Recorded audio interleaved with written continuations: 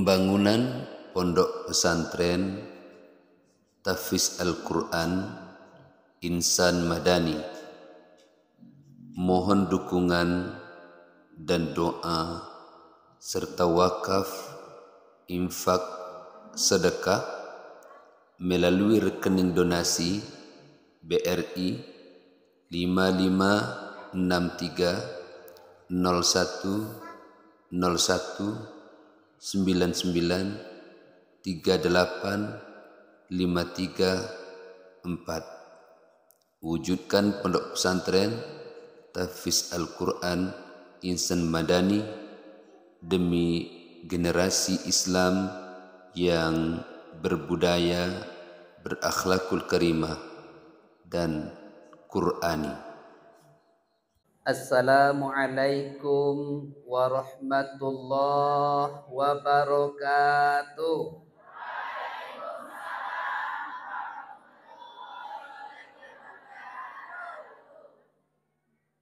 Innal hamdalillah wassalatu wassalamu ala Rasulillah wa ala alihi wa ashabihi wa man tabi'ahu wa mawalah. La hawla wa la quwwata illa billah, amma ba'du. Segala puji milik Allah. Kita bersyukur kepada Allah. Kita yang hadir diberi kesempatan oleh Allah, berarti yang tidak hadir tidak sempat. Dan kita bersyukur karena kita yang hadir diberi kesehatan oleh Allah, mungkin yang tidak hadir kurang sehat. Salawat dan salam untuk Rasulullah Nabi Muhammad sallallahu alaihi wasallam.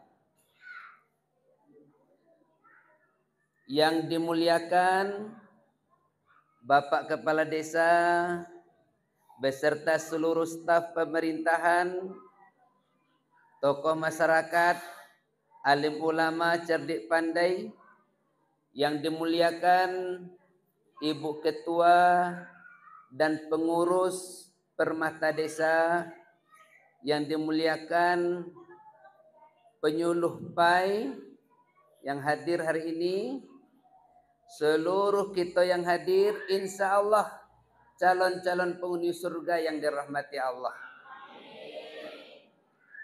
Sebelum kita lanjutkan, si Jum nak berpantun.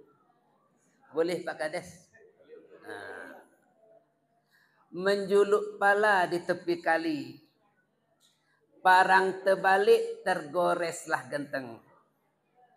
Iluklah desa bumbun duri, orangnya baik kadesnya ganteng.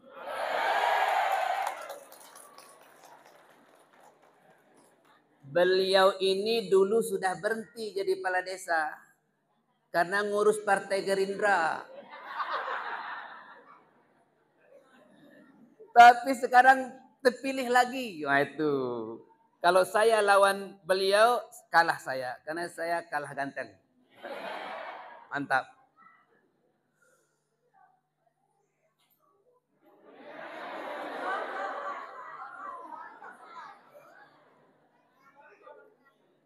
Bapak Ibu sekalian dirahmati Allah. Ceramah kita sore hari ini akan membahas ayat yang dibaca oleh ibu kita tadi. Mana ibu yang baca Quran tadi? Oh iya.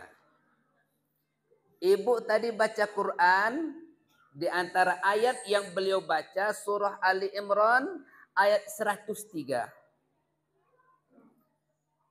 A'udzu billahi minasyaitonir rajim. Bismillahirrahmanirrahim. Wa'tasimu bihablillahi jami'a wa la tafarraqu. Wadhkuru ni'matallahi 'alaikum id kuntum a'da'a fa'alafa baina qulubikum. Dalam ayat tadi, Bapak Ibu sekalian, apa pelajaran yang dapat kita ambil? Yang pertama, pelajaran yang kita ambil ayat yang dibaca kalau ibu tadi adalah pertama, wa'tasimu bihablillahi jami'a. Berpegang teguhlah engkau, berpegang teguhlah kalian semua kepada tali agama Allah. Seluruh kita ini berpegang teguhlah pada tali agama Allah. Di agama Allah ini ada talinya. Nah, mana talinya agama Allah? Ada bukan tali seperti ini. Bukan setiap ada tali dari atas. Wah, ini ada tali dari atas. Pegang talinya. Bukan itu maksudnya. Tali agama Allah itu Al-Quran. Dipegang teguhlah pada Al-Quran. Kita tidak boleh ragu pada Al-Quran. Oh Buya, saya Quran ini ragu saya. Apa betul yang dibilang Quran nih? Kalau ada ayat Al-Quran, Bapak Ibu sekalian, ada ayat Al-Quran tidak mampu kita pahami. Itu bukan ayat Quran salah. Itu otak kita lagi error. Ada ayat Al-Quran, kita ragu tentang ayat Quran. Al-Qurannya nggak salah, kita yang nggak mampu paham. Jadi di dalam ayat Al-Quran, dalam Quran tidak ada yang salah, semuanya benar. Yang sudah terjadi, yang sedang terjadi, dan yang akan terjadi. Misalnya ada ibu-ibu nanya nih, Buya, ini Quran tidak betul nih Buya. Kenapa tidak betul? Masa dalam Quran dikatakan fankihu ma tobalakum minan nisa masna wa thulatha wa ruba'a. Nikahilah olehmu wanita-wanita yang kamu anggap baik 2, 3, 4. Itu kan laki-laki Bu ya. Ya laki-laki nikah sama wanita kan laki-laki. Buya, ada ndak ayat bilang nikahilah laki-laki olehmu 2, 3, 4? Ya nggak ada. Oh kalau begitu Buya, Al-Quran tidak adil. Allah ndak adil. Masa laki-laki aja boleh? Laki-laki boleh 2, boleh 3, boleh 4. Masa kami cuma 1? Wah, anda cocoklah Quran tuh Buya. Bukan Qurannya yang nggak cocok, kita yang nggak paham. Tapi bapak-bapak jangan mentang-mentang ayat ini lalu praktek. Dan baca ayatnya juga jangan sampai situ saja. Ayatnya belum selesai di situ. Nikahilah wanita olehmu yang baik 2, 3, 4. Fa in khiftum alla ta'dilu fawahidah. Kalau rasa-rasanya kamu nggak bisa berlaku adil, siji wae. Seorang jadilah. Jangan nambah-nambah. Ya. Saya nggak mau istri 2. Kenapa? Istri 1 saja jarang ke balai.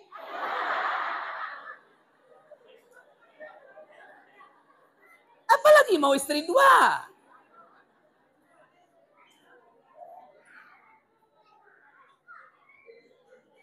Oh jadi Buya kalau tidak sanggup adil cukup 1.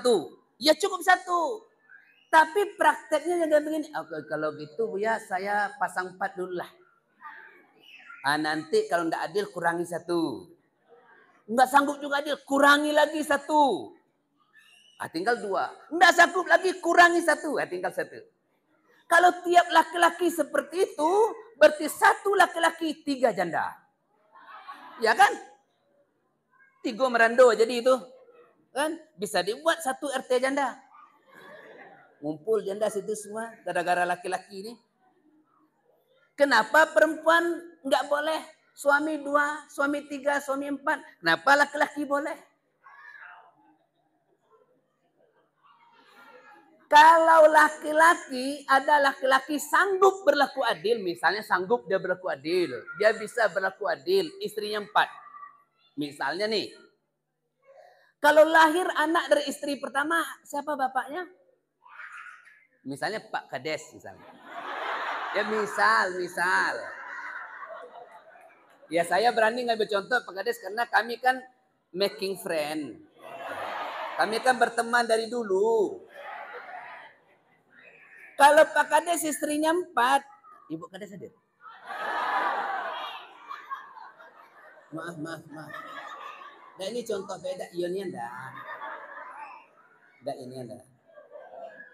Lahir anak dari istri pertama, anak siapa? Ya anak Pak Kades. Lahir dari istri kedua, anak siapa? Ya anak Pak Kades. Lahir dari istri ketiga, anak siapa? Anak Pak Kades. Dari istri keempat, anak siapa? Anak Pak Kades. Akan jelas siapa bapaknya. Tapi kalau satu istri, suami 4. Nah. Lahir anak siapa? Ayo, siapa yang punya? Anak nggak tahu siapa yang punya. Nanti suami-suami itu berebut anak nanti. Itu. Jadi kalau tidak sesuai dengan kita, bukan Quran yang salah. Quran tidak salah. Kita yang belum paham. Jadi Bapak Ibu sekalian, apa yang dikatakan oleh Quran, kita berpegang teguh pada Quran. Ingat Bapak-bapak ya, istri 2, istri 3, istri 4 itu tidak wajib dan tidak sunnah. Sunnah enggak, wajib enggak. Cuma kalau mampu adik boleh, itu aja, boleh. Bukan wajib, bukan sunnah. Itu salah satu contoh. Banyak ayat dalam Quran, misalnya ada orang bilang, ada ayat mengatakan, Yadullah fauqa aidihim. Tangan Allah di atas tangan mereka. Tangan Allah di atas tangan mereka. Oh, tangan Allah di atas tangan mereka. Oh, berarti Tuhan punya tangan juga ya. Ada punya tangan Allah. Apakah tangan Allah seperti tangan kita? Oh, kita pakai tangan, ada gelang, ada cincin. Apakah Allah pakai gelang, pakai cincin? Nah, itu tidak tahu kita. Pokok kita mengimani, meyakini Allah punya tangan. Tangannya gimana kita tidak tahu. Ya Allah, yang penting tangannya enggak sama dengan tangan kita. Karena apa? Walam yakul lahu kufuwan ahad. Allah tidak serupa dengan sesuatu apapun. Di Bapak Ibu sekalian, ayo kita berpegang teguh pada tali agama Allah. Jangan tinggalkan Quran.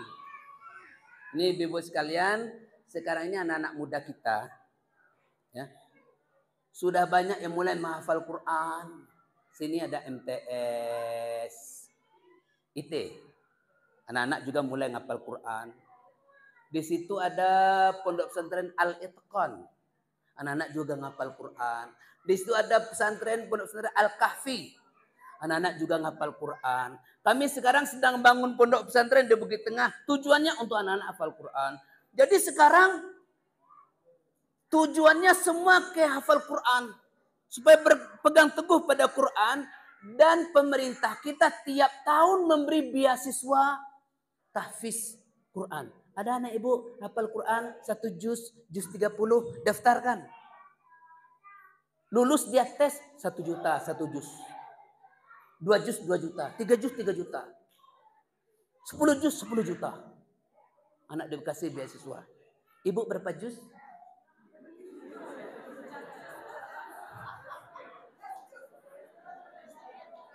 Juz pokat?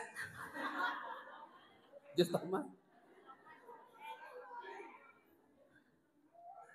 Bahkan sekarang anak-anak yang tidak hafal Quran, mereka punya program Odoj. Apa itu Odoj?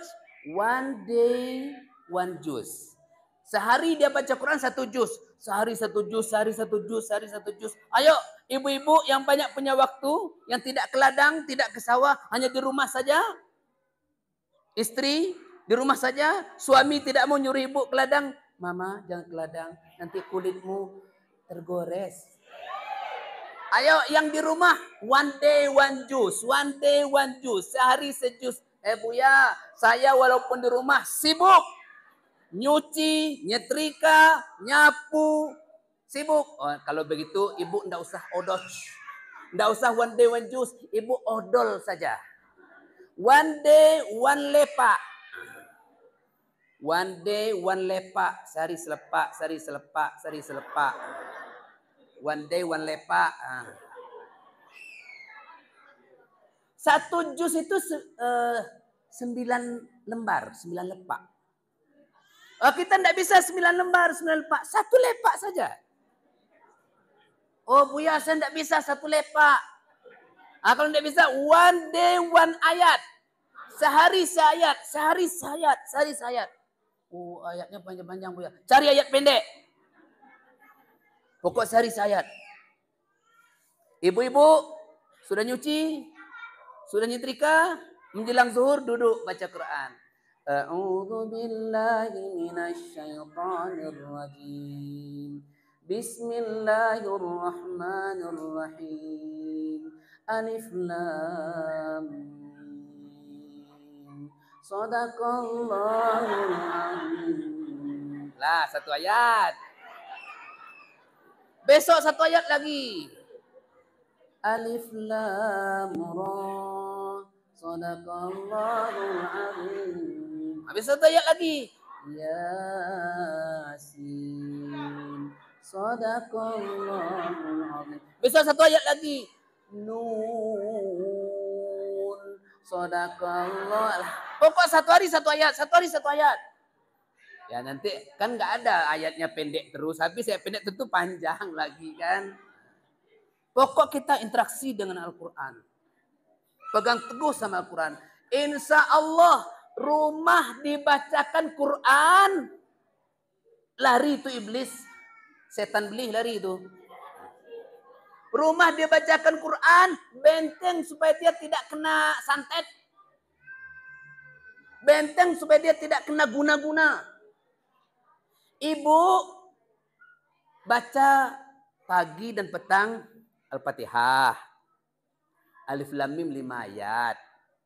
Ayat kursi. Akhir surah Al-Baqarah. 3 kul. Kul huwallahu ahad. Kul a'udzu bil falaq. A'udzu bin nas. Letak air di depan. Waktu baca Quran tuh letak air di depan dalam baskom kecil. A'udzu billahi minasyaitonir rajim. Bismillahirrahmanirrahim. Alhamdulillahi rabbil alamin. Sampai waladhdallin, amin, bus lagi. Nah, nanti air itu bisa dimandikan kalau diri kita ini ada jin. Mana tahu ada jin. Bisa dimandikan air itu. Kalau airnya air masak bisa diminum. Nanti di rumah-rumah ibu ini di mana ada tempat yang ibu anggap angker. Kenapa ibu bangun malam sampai tidak berani ke kamar mandi, nahan-nahan? Hah? Kenapa? Takut Buya, angker. Nah, masukkan air itu ke dalam tempat. Ya. Apa namanya? Tempat Torabika. Arabika. Ya pokok itu. Tempat kispray. Ya, tempat kispray itu. Masuk dalam itu, di mana di rumah ibu yang ibu anggap angker, yang ibu takuti. Oh Buya, yang angker itu bawah tangga, semprot bawah tangga. Air sudah kita baca ke Quran tadi.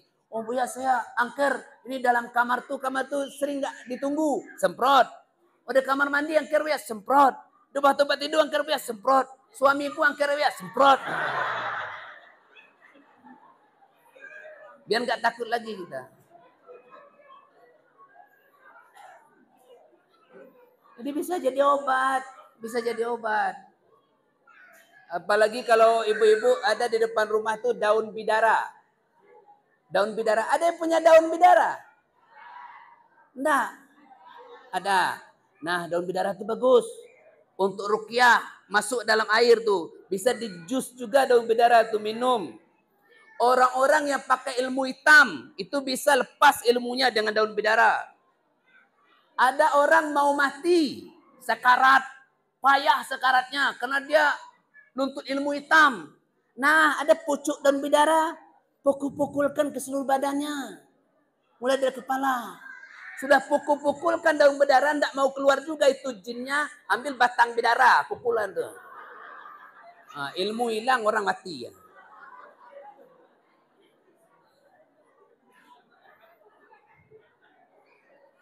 Ayo Bapak Ibu sekalian, dimanapun anak kita sekolah, suruh dia tahfiz Quran. Kalau tidak salah SD sekarang sudah ada mata pelajaran mulok, muatan lokal, seluruh SD. Seluruh SD sudah ada muatan lokal tahfiz Quran. Mudah-mudahan nanti Kabupaten Kerinci ini jadi negeri 1000 hafiz Quran. Nanti kalau sudah hafal Quran, imam sholat. Nah, senang kita dengar. Tarawih lama-lama, boten nopo-nopo. Karena imamnya api, suaranya cantik, bagus. Nah, daripada imam gak bisa apa? Andalannya kulhu, al-kafirun, al-falak. Kadang iramanya dari mana gak tahu. Bismillahirrahmanirrahim. Mana datang haim? Bismillahirrahmanirrahim. Ada yang alhamdulillahi rabbil alamin. Ada ngalamin. Ada alhamdulillah rabbil alamin. Dia enggak bisa bilang ain enggak bisa dia bilang. Nah, orang ngapak bilang ngalamin. Alhamdulillahi rabbil alamin kata orang ngapak. Kata orang Sulak lain lagi. Alhamdulillahi rabbil alamin. Ngalamin salah, alamin salah. Yang betul alamin. Buya aku payah nyebut tuh Buya. Payah nyebut tuh payah. Supaya mudah latihannya pencet hidung. Latihannya tuh. Waktu nyebut pencet hidung. Alhamdulillahi rabbil alamin. Bukan Alhamdulillahi rabbil alamin. Bukan Gimana caranya itu? Pencet hidung. Alhamdulillahi rabbil alamin. Alhamdulillahi rabbil alamin. Tapi ini di luar sholat. Ya untuk latihan saja, latihan. Jangan pula jadi imam kayak gitu. Ya imam lah, sebentar-bentar imam pencet hidung, sebentar pencet hidung. 3 kali berturut-turut pencet hidung batal sholat. Tuh hati-hati tuh. Itu pertama.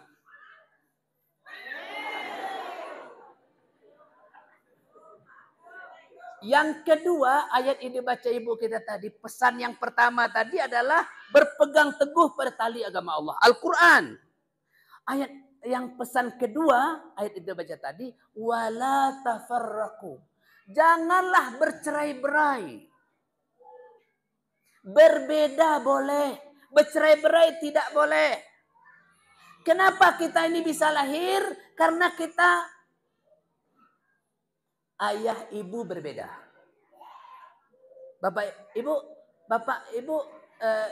ibu ayahnya berbeda. Ya kan? Perbedaan itu tidak selamanya buruk. Perbedaan itu kadang baik. Karena ayah ibu berbeda, baru kita bisa lahir. Kalau ayah ibu sama, enggak lahir kita. Ya. Sama-sama gemulai bapak sama ibu, enggak lahir kita tuh. Atau sama-sama kekar. Ayah sama ibu enggak lahir kita. Kenapa bisa lahir? Karena satu perempuan, satu laki. Satu lemah gemulai, satu kekar. Lahir kita. Jangan takut dengan perbedaan. Takutlah karena bercerai-berai. Di sini mungkin ada orang keturunan Minang. Mantap. Enak dendengnya. Enak rendangnya. Oh, mungkin di sini ada keturunan Jawa. Bagus. Enak pecel lelenya. Oh, mungkin di sini ada keturunan Kerinci. Elok. Enak lemangnya. Pokok ambil yang positif. Ambil yang positif. Mau Minang, mau Jawa, mau Kerinci, mau Batak. Itu perbedaan. Allah semua yang ciptakan. Semua Allah ciptakan. Berbeda boleh, berpecah belah, bercerai-berai itu yang enggak boleh. Maka jangan perbedaan itu membuat kita pecah. Jangan. Kadang kita ini umat Islam ini mudah kali pecah. Beda tempat ngaji pecah. Langgap musuh. Beda tempat ngaji. Nah, kayak mana ngaji? Aku Muhammadiyah. Hah? Muhammadiyah. Muhammadiyah itu sase. Panjenengan nanti ngajine. Oh, kula niki mboten Muhammadiyah. Kula niki NU. NU itu masuk neraka. Muhammadiyah sesat, NU masuk neraka. Nah. Udah, dimang ngaji dah? Ambo korang salapi kok. Ambo surau TV, roja TV, wesal TV itu ambo punya tuh. Orang salapi itu orang yang keras, teroris. Suka bunuh-bunuh orang. Itu masuk neraka tuh. Lah, Muhammadiyah sesat. NU masuk neraka. Salafi masuk neraka. Nanti orang tarekat sesat pula. Yang enggak sesat siapa? Yang enggak sesat yang enggak ngaji. Kan itu jadinya tuh. Enggak bisa ngaji, enggak bisa baca Quran, itu enggak sesat. Seluruh orang ngaji sesat. Mau ngaji di mana monggo, mboten apa-apa. NU bagus, Muhammadiyah mantap, Salafi rancak, tarekat elok. Yang penting dia jalankan agamanya. Yang beda kunut kita bermusuhan. Sudah masuk ke masjid keluar dia. Salat subuh. Kenapa dia keluar? Yuk balik ke rumah. Cocok lah. Imamnya kunut. Jadi bapak aku enggak kunut lah. Kunut tuh bid'ah. Nah ini. Kalau imam kunut, kita kunut. Kalau imam enggak kunut, ya kita enggak kunut. Kita kan ikut imam. Nah nih. Buya Jum. Kenapa tuh kaki celana Buya kayak gitu? Kenapa? Mata kaki Buya mana? Ada mata kaki. Itu mata kaki tuh. Oh, Buya enggak boleh pakai celana seperti itu. Itu bid'ah. Kalau Buya mau masuk surga, naikkan kaki celana. Gini. Ini kaki celana orang masuk surga. Kalau begini kaki celana masuk neraka. Masa iya gara-gara kaki celana masuk neraka? Jangan terlalu mudah memponis orang masuk neraka. Kita sendiri belum tentu masuk surga. Gara-gara kaki celana. Kayak sarung. Tertimbun mata kaki. Masuk neraka. Dia udah sholat rajin. Puasa Senin Kemis. Bangun malam sholat tahajud. Hanya karena kain sarungnya. Dia masuk neraka. Emangnya neraka punya lo. Surga punya nenek moyang lo. Siapa masuk surga, siapa masuk neraka itu Allah yang putuskan. Bukan.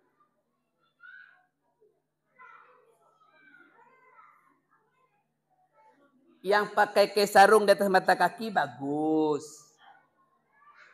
Yang celana di atas mata kaki elok. Yang di bawah juga bagus. Bagus semua. Yang penting jangan enggak sholat.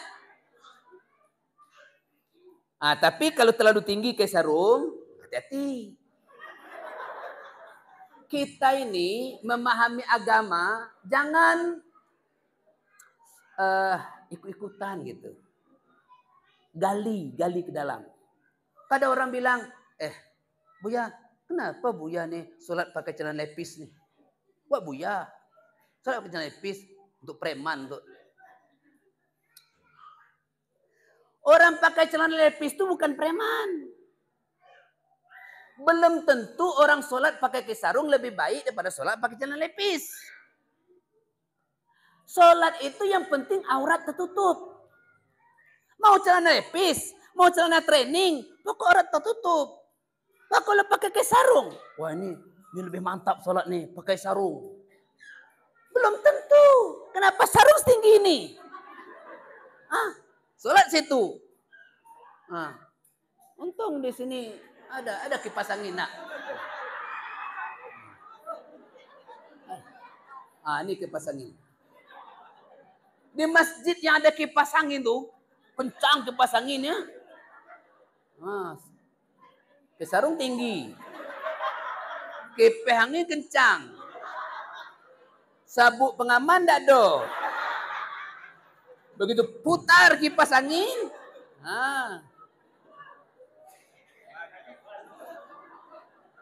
Tersingkap makrifat. Apabila tersingkap makrifat fana terjadi. Itu kan belum tentu ya pakai sarung tuh lebih sah solatnya. Syarat sah solat itu apa? Syarat sah solat satu, masuk waktu. Waktunya masuk. Solat subuh jam 5 pagi, dia solat jam 5 kurang 5. Ya enggak salah. Kenapa solat jam 5 kurang 5? Oh saya ini kan rajin.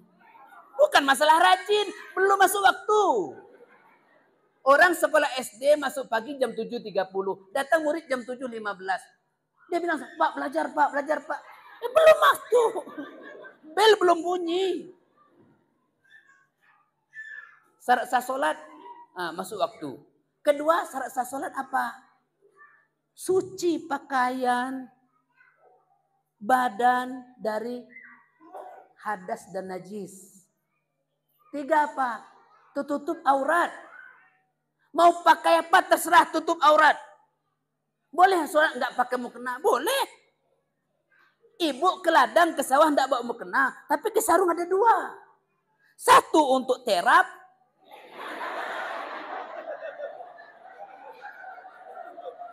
Apa bahasa Indonesia itu?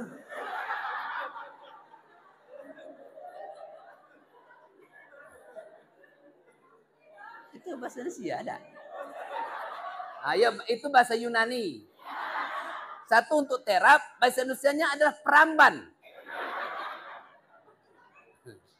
Satu untuk peramban, satu jadikan untuk atas. Bikin seperti ninja. Bisa sholat. Ada yang lebih simpel lagi, ibu-ibu yang pergi ke Jambi, jauh. Dia tidak bawa mukena misalnya.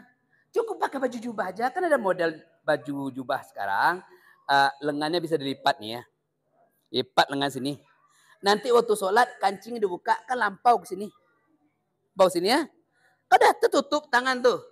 Kaki kan pakai kaos kaki. Di sini udah pakai jilbab. Bisa sholat. Nggak pakai ganti-ganti. Kita simpel aja. Yang penting tutup aurat. Kalau kita ke ini kan, sini dah. Nggak nampak tangan. Simpel. Tapi jangan ada anak kecil tuh. Ini neneknya. Pingsan anak.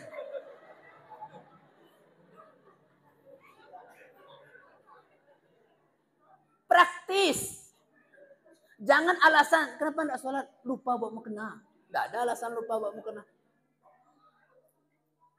Kalau ibu pergi umroh, pergi haji, orang yang pakai mukena itu Indonesia, Singapura, Malaysia, Brunei Darussalam. Negara Arab enggak ada orang pakai mukena. Yang penting tutup aurat. Simpel aja. Jadi jangan kalau terjadi perbedaan kita menganggap kita paling benar, orang salah. Jangan. Kita benar, orang juga benar. Karena orang punya dasar juga. Mau zikir keras setelah sholat. Astaghfirullahaladzim alladzi la ilaha illa huwal hayyul qayyum wa atubu ilaih. La ilaha illallah wahdahu la syarika lahu lahul mulku wa lahul hamdu. Allahu la ilaha illa huwa. Subhanallah. Alhamdulillah. Allahu akbar. La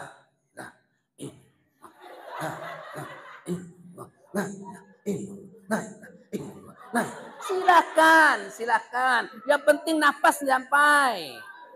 Silakan. Kenapa Bapak keras-keras ngusir setan? La ilaha illallah. Lari setan. Silakan. Tapi jangan tidak jelas bunyinya. Lalain. Nanti napasnya sesak. Tidak jelas lagi.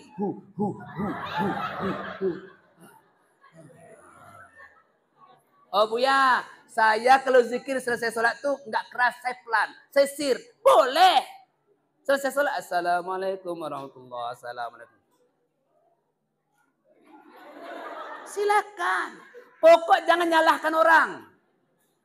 Yang zikirnya keras betul. Yang zikirnya pelan betul. Yang enggak zikir pun betul. Kenapa? Dia tersana ke sungai. Nah, kalau dia lanjutkan zikir, tidak juga khusyuk. Kenapa? Dua yang dia ingat. Mengingat Allah, jangan mengingat. Nah, dia, kalau sudah sholat, jangan lari-lari. Zikir dulu, zikir dulu. Nah, dia nahan. Astagfirullah. Tidak bisa. Ini mau keluar. Yang wajib sholat, zikir sunnah. Mau zikir lebih baik, tidak zikir rugi. Kenapa rugi? Kan tidak dapat pahala.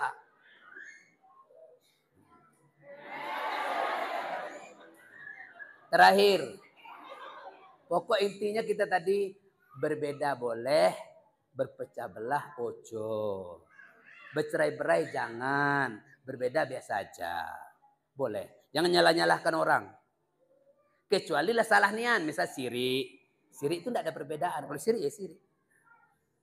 Yang ketiga, wadhkuru ni'matallahi alaikum. Ingatlah nikmat Allah yang diberikan kepada engkau. Ada, saya lihat tuh, ada seorang buya lesu. Buya, apa kabar Buya? Aduh, susah hidup. Apa susah hidup? Minggu ini tidak ada Allah bagi nikmat. Hah? Minggu ini tidak ada Allah ngasih nikmat Buya? Tidak ada. Tuh macam mana? Apa bukti Allah tidak ngasih nikmat? Ini tidak ada merokok dah 3 hari. Masa ya gara-gara tidak ada merokok dia bilang Allah nggak ngasih nikmat? Kapan Allah putuskan nikmat sama kita? Kapan? Allah putus nikmat kepada kita kalau sudah dihembuskan napas terakhir. Mati, yaitu putus nikmat. Mati putus nikmat. Kalau kita masih hidup, walaupun masih tinggal di rumah kontrakan, nikmat banyak. Kalau kita masih hidup, walaupun tidak ke balai, nikmat banyak. Kalau kita masih hidup, walaupun tidak punya motor, nikmat banyak. Nikmat pada badan kita ini saja luar biasa banyaknya. Mas, kulo boten enten cincin. Mas, tengoklah istri orang sebelah. Jarinya 5, cincinnya 5. Kulo niki mas, jangankan cincin mas, cincin besi pun tidak ada. Gimana nih mas? Kata istrinya, Dek, syukurilah nikmat Allah. Nikmat yang mana? Mana? Ada cincin sini, ada cincin sini. Mas, coba mas ingat-ingat. Tetangga sebelah tuh nikah tahun berapa? Ya dia kan nikah tahun 95. Ya kan kita nikah tahun berapa? Ya tahun sama tahunnya. Ya kan sama tahunnya toh. Rumahnya besar, rumah kita kecil. Dia punya TV, kita enggak. Dia punya mobil, kita enggak. Dia istrinya cincin 5, aku enggak ada. Nikmat yang mana? Nah, tanya sama istri. Dek, adek mau jari enggak pakai cincin atau mau cincin enggak pakai jari?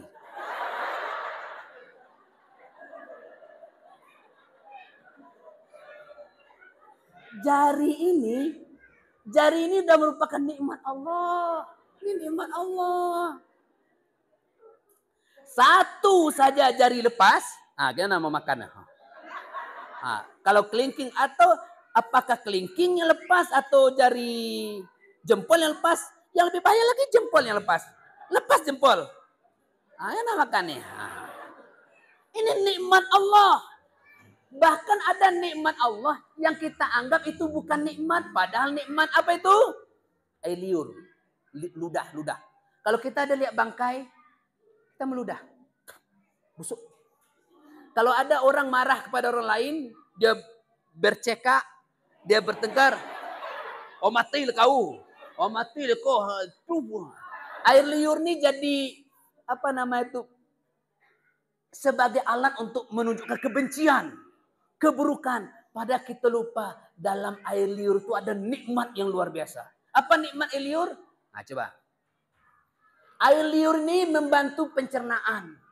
Apa yang kita makan tuh mudah hancur, mudah dicerna gara-gara ada air liur. Kalau kita semahal-mahal apapun BBM masih ada orang jual. Nah, kita kumpul ke duit beli BBM 1 liter. Nanti kalau BBM sampai harganya 100.000 1 liter, kita masih sanggup beli. Kerja kita 3 hari untuk beli minyak 1 liter. Bisa. Tapi kalau air liur kita kering, tenggorokan sakit, apa yang dikunyah susah hancur, walaupun kita pergi ke toko serba ada, tidak dijual. Bu, air liur seliter? Tidak ada. Tidak ada orang jual. Air liur agak sekilo, tidak ada orang jual. Nah, tidakkah kita pikirkan betapa nikmatnya air liur? Itu baru air liur. Belum lagi bola mata. Nah, saya memandang ke situ, tapi saya bisa melihat yang di situ. Muka saya madap situ, saya bisa lihat ibu itu, bisa. Muka saya tetap ke situ.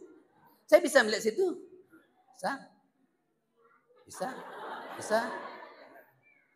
Ada guru kepala sekolah SMP lepas tali ya. Apa itu? Benang sini lepas itu. Jadi waktu beliau nak mau ke situ tidak bisa. Tidak bisa. Kalau beliau mau lihat ke situ harus hadap ke situ. Pak, apa kata beliau? Keluar dari situ apa? Sini Pak, amanah. Kalau kita enggak, bisa aja. Itu nikmat Allah. Ngedip nih, ngedip. Ini nikmat yang luar biasa. Ngedip nih. Nah, seperti ini nikmat. Nikmat luar. Bersyukurlah kita walaupun kulit kita hitam puam. Kita udah hitam, gemuk pula, pendek pula. Hitam, gemuk, pendek. Kalau mata masih bisa ngedip, bersyukurlah pada Allah. Kenapa?